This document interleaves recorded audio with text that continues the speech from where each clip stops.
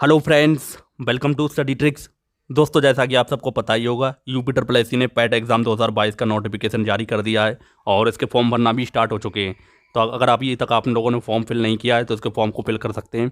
Friends, इस video में हम बात करेंगे जो यूपी ट्रिपल एस सी ने नया सिलेबस जारी किया है UP triple S C PET exam के लिए। वो सिलेबस में क्या क्या टॉपिक दे रखे हैं हम डिटेल में बात करने वाले हैं, और हम ये भी बताने वाले हैं कि कौन से 5 टॉपिक ऐसे हैं जिनको पढ़कर आप आसानी से 75+ मार्क्स ला सकते हैं। तो सारी चीज़ें इस वीडियो में हम डिस्कस करेंगे। दोस्तों, अगर आप UP triple S C PET exam 2022 की तैयारी अच्छे से करना चाह रहे हैं तो मार्केट में ये चक्षु पब्लिकेशन की 2 बुक आई हुई हैं, आप इन्हें परचेज कर सकते हैं। इनमें सबसे पहली बुक है UP triple S C PET की गाइड है, जिसमें भी जितनी भी सिलेबस दे रखा है जो मैं अभी आपको बताऊंगा, सारा टॉपिक दे रखे हैं, उसे आप अच्छे से पढ़ सकते हैं और अपनी जानकारी को मजबूत कर सकते हैं। अगली बुक है UP triple S C PET का प्रैक्टिस सेट, जिसको आप अपनी तैयारी करने के बाद अपनी प्रैक्टिस को चेक कर सकते हैं कि आप कितने क्वेश्चन ठीक कर पा रहे हैं। फ्रेंड्स, दोनों ही बुक बहुत ज़्यादा इंपॉर्टेंट है, आप इन्हें परचेज कर सकते हैं, नज़दीकी मार्केट से परचेज कर सकते हैं या फिर आपको डिस्क्रिप्शन बॉक्स में लिंक मिल जाएगा, वहाँ से जाकर भी परचेज कर सकते हैं। चलिए स्टार्ट करते हैं आज का वीडियो। दोस्तों, ये मेरे पास सिलेबस है, हम सिलेबस में सारे टॉपिक को बारी बारी से देखने वाले हैं, कौन कौन से टॉपिक दे रखे हैं। तो सबसे पहले हम बात करते हैं भारतीय इतिहास की। भारतीय इतिहास के 2 पार्ट हैं, जिसमें आपको 5-5 क्वेश्चन के मिलने वाले, यानी कि टोटल आपको 10 क्वेश्चन इस टॉपिक से मिलने वाले। किससे? इतिहास से। कौन कौन से टॉपिक दे रखे हैं? सबसे पहले हम बात करते हैं सिंधु घाटी सभ्यता।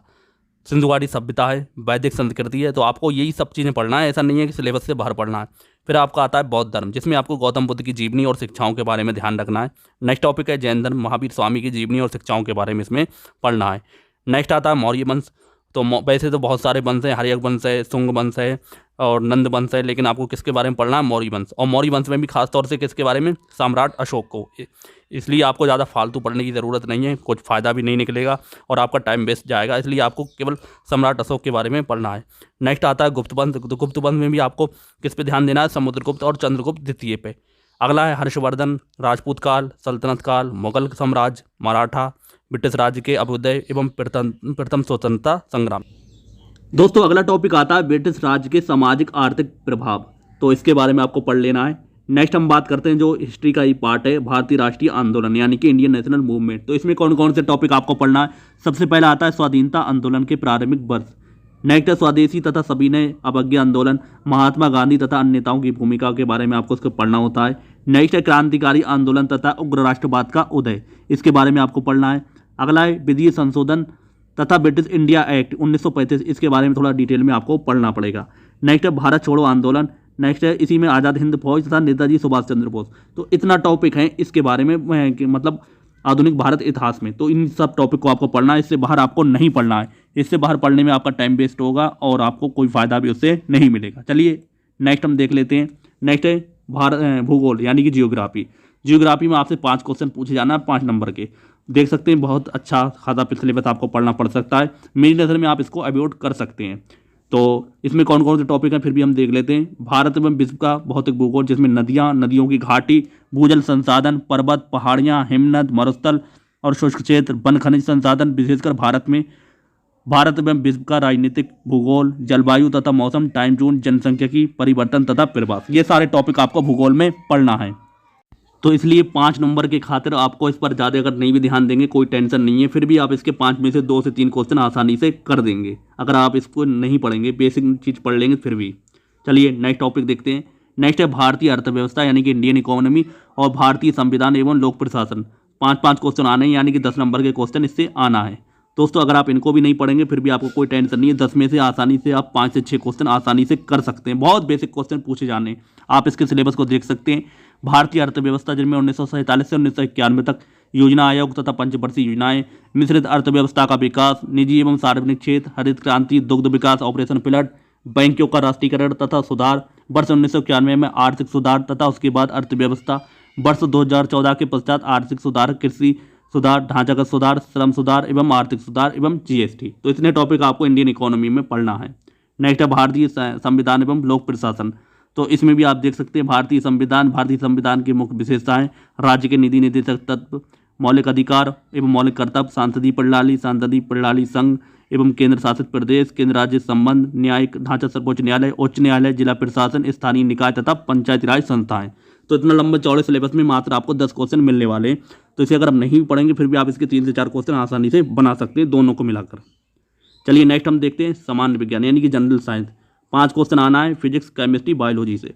तो इस पर भी आपको ध्यान देने की ज़रूरत बिल्कुल नहीं है, और किसी टॉपिक यानी कि मैथ में आपको इसकी जगह मैथ पे ध्यान देना है।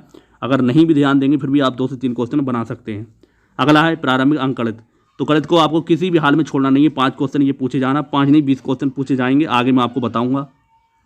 तो इसमें पूर्ण संख्या, भिन्न, दशमलव, प्रतिशत, साधारण अंकगणितीय समीकरण, वर्ग एवं वर्गमूल, घातांक एवं घात, औसत, इतनी चीज़ें आपको पढ़ना है। नेक्स्ट है सामान्य हिंदी। तो इसमें भी आपको 5 क्वेश्चन ये पूछे जाना है, जिसमें संधि, विलोम शब्द, पर्यायवाची शब्द, वाक्यांशों के लिए एक शब्द, लिंग, समूह, समसदृश, भिन्नात्मक शब्द, मुहावरे, लोकोक्तियाँ, समान अशुद्धियाँ, लेखक और रचनाएं। तो इतनी चीज़ें आपको 5 क्वेश्चन देने वाली है।